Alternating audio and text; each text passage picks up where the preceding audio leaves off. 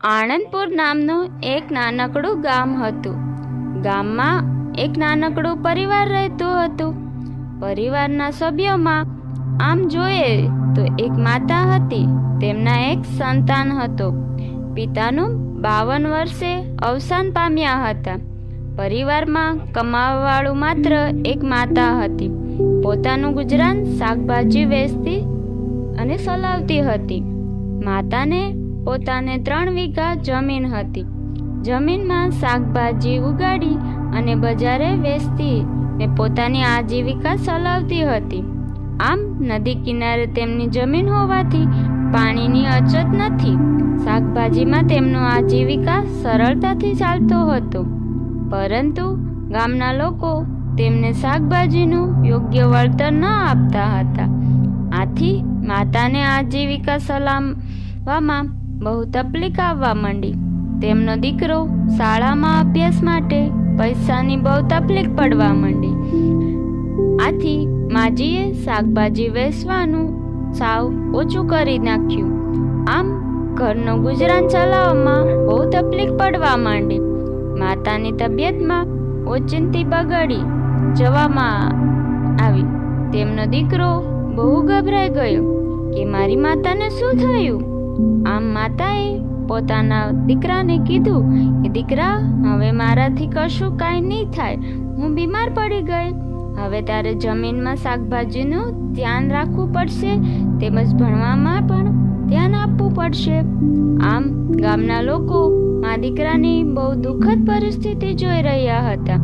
પરંતુ ગામના લોકો તેમની થોડી પણ મદદ ન કરી રહ્યા હતા. આમ દીકરો તનતોડ મહેનત કરવા લાગ્યો. પછી તેમના માતાની પણ તબિયતમાં ધીરે ધીરે સુધારો આવવા માંડ્યો. એક દિવસ અચાનક દીકરો તેમની જમીનમાં કામ કરતો હતો ત્યારે તેમને માયાવી ઘડો મળી આવ્યો. દીકરો આશ્ચર્યચકિત થઈ ગયો.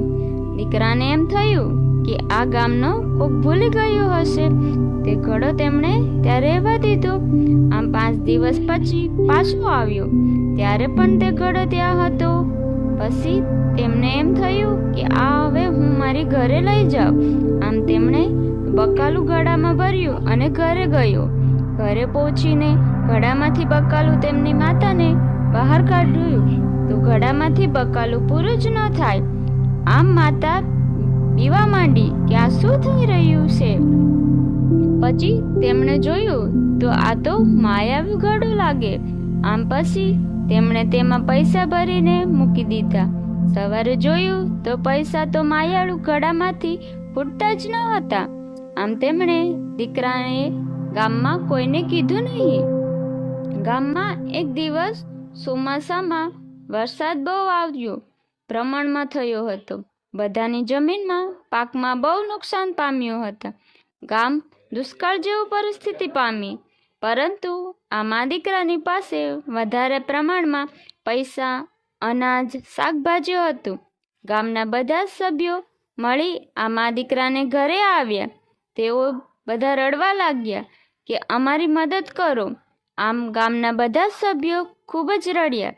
પછી આ મા દીકરાએ પોતાના માયાળુ ઘડામાંથી શાકભાજી, અનાજ તેમજ પૈસા કાઢ્યા અને ગામ લોકોને દુષ્કાળમાં મદદ કરી અને બસાવ્યા.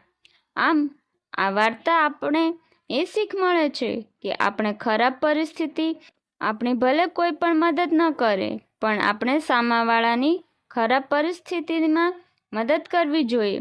ભગવાન તેમનું ફળ અવશ્ય આપે છે.